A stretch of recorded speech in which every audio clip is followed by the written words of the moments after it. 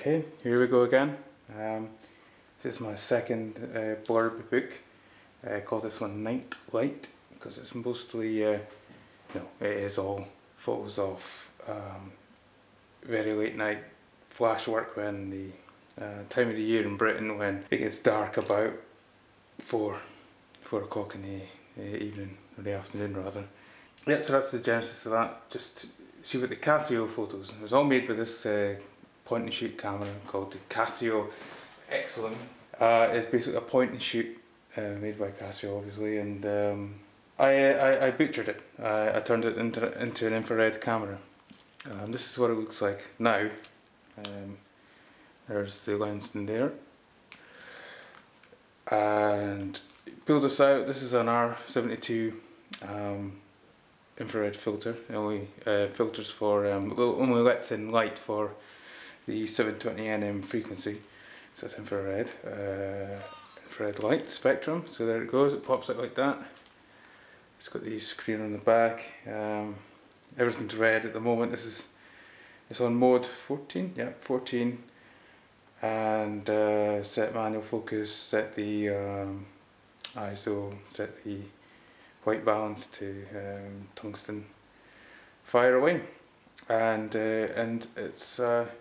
it's a piece of shit. It really is. It's really not that great. Held together by tape because there were so many screws. I really just couldn't put the thing back together again. There was no way I was ever going to manage. So I gave up and just used tape. So it's a point and shoot. And when I say convert it to infrared, I mean there's a filter on digital cameras. It's an infrared filter. I removed that so the camera can see that spectrum. So anyway, moving on. So the cover of the book is a dog. I think it's Picardy Place in Edinburgh. So I've got a flash which also has another one of these R72 filters on it, just a regular flash, except the only light that's coming out through the filter is going to be that spectrum of light. So the flash isn't exactly invisible. You can see a red burst, but it's not like your normal flash. Anyway, first page, I put some blurb in and I forgot a word. There's a "the." A collection of night photos made in Edinburgh at time of the year. Anyway, there you go. I poured over that, I don't know how many times. Changed it, I don't know how many times. Anyway, I'm not a book designer, I'm not a designer anymore. I just don't have the patience for it. So anyway, a little blurb about the camera and then straight into the photos. But this is a typical typical Casio shot. There is actually a body here. There's a body, somebody's body here, but they have no head because the flash didn't reach them. I should also explain that in order to use the flash with this, it's a half-second exposure. On mode 14 is a half-second exposure. Within that half-second, I have to fire the flash and control the light in some manner. And you get massive light trails, massive light blobs, which this is primarily what I like. I really like this, personally. I really enjoy looking at these kind of photos because they're not really photos to me. They're really they're more light paintings, and the streaks can be quite insane. And I like it. Not a lot of people do. I don't give two shits about that. If I like it, I'm making it. So here we go. We've got an ambulance. The streak of light here is would probably be the headlights of the vehicle or a vehicle that's passing next to it. So we've got the ambulance here, you got streaks. Somebody commented on the photograph in Flickr saying it looked like the soul of the person in the ambulance is coming out of the ambulance. But I just loved that. Again, I couldn't picture this in my mind. There's no way you could picture in your mind. I want to make a photograph of an ambulance with a shitload of light coming spewing out of it.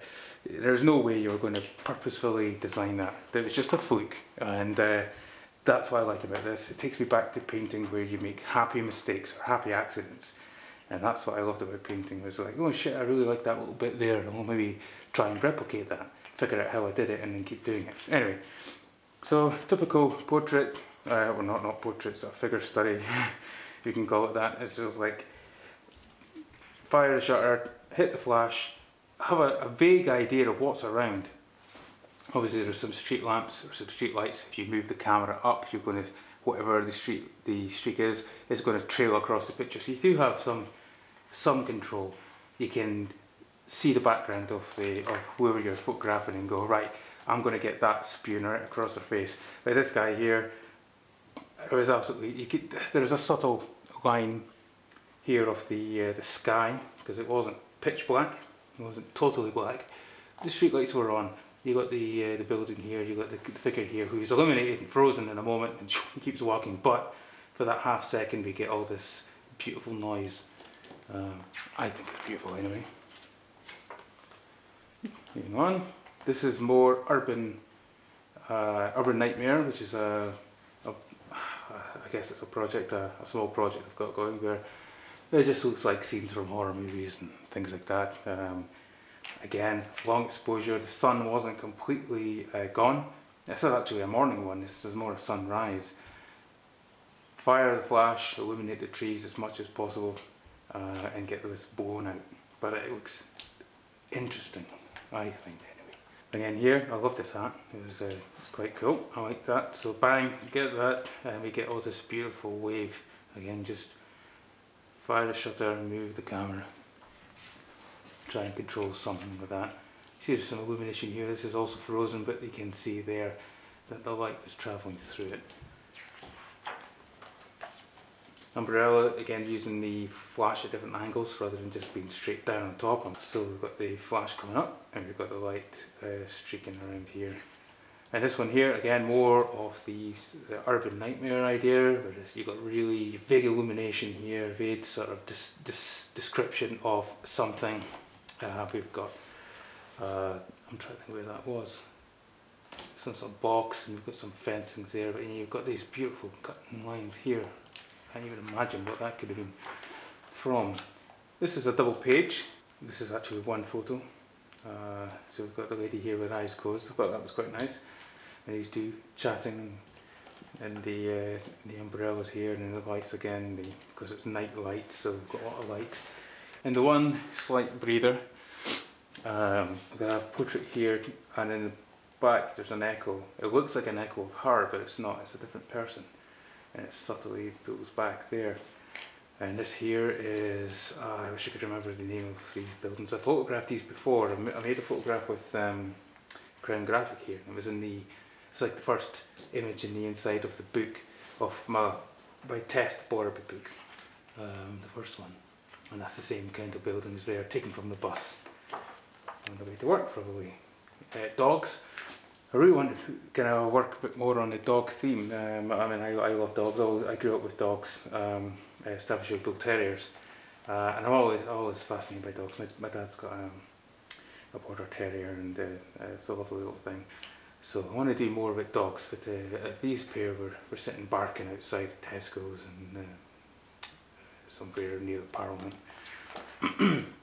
Yeah, it's just a typical sort of portrait. Nothing really special about that one. I thought it was quite interesting the way he seemed lost in space and time. Again, another just a street portrait. I mean, they're all pretty much street portraits. These two are quite interesting. I like the big black space here. Very much like a big lump of death. You know, it's just this hairy, creeping death. It's part of my urban nightmare series. Again, mashed against a portrait here. It's a life and death sort of thing. Very cheesy, but hey, whatever.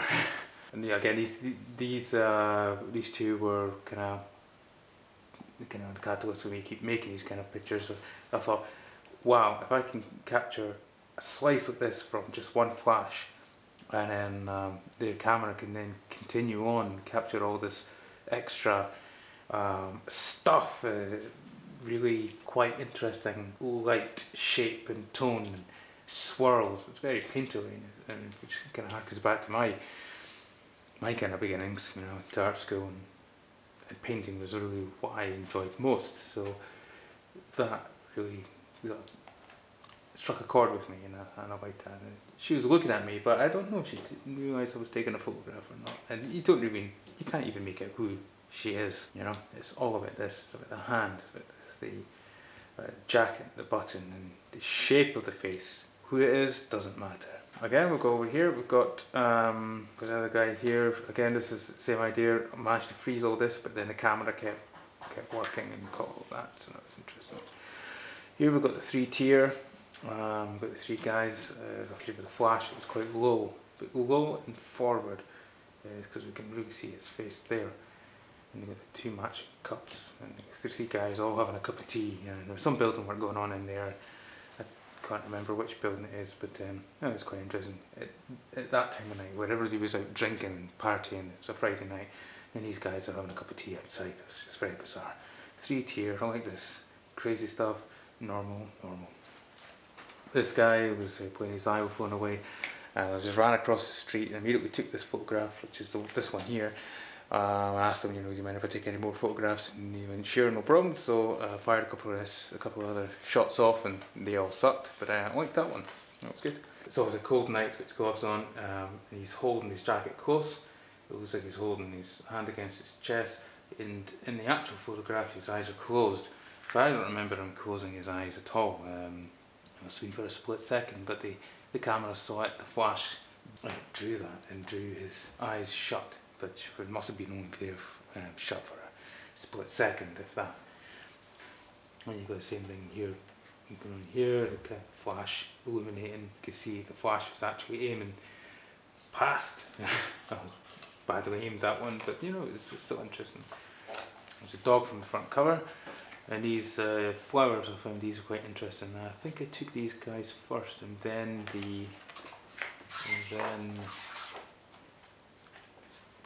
that one. It was either that one first or that one first, I can't remember.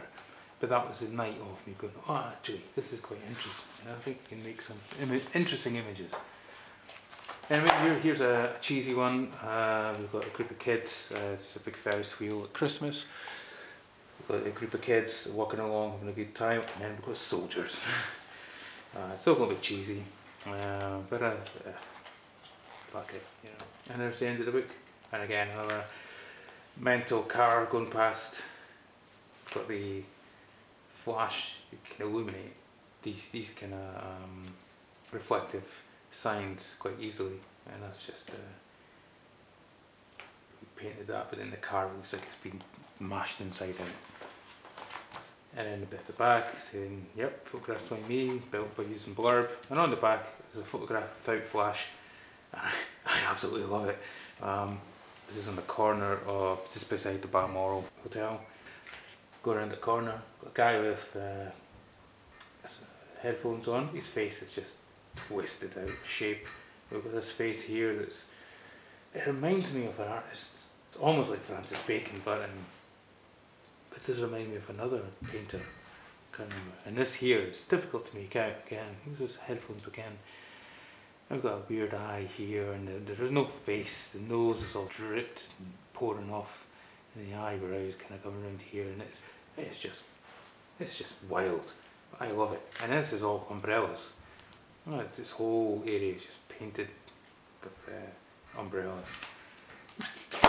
Again, about the book, quality, as I said before, previous video, is pretty good. The print quality here, sadly, doesn't feel as great as the other images. Now, this could be down to the quality of files, because this is a camera that came out in 2007. It makes shit pictures. It's not a good camera at all. It took really terrible pictures when it worked properly, until I broke it, and made it better. But there's a definite marked lack of quality on these prints, and it's like get a mottled effect.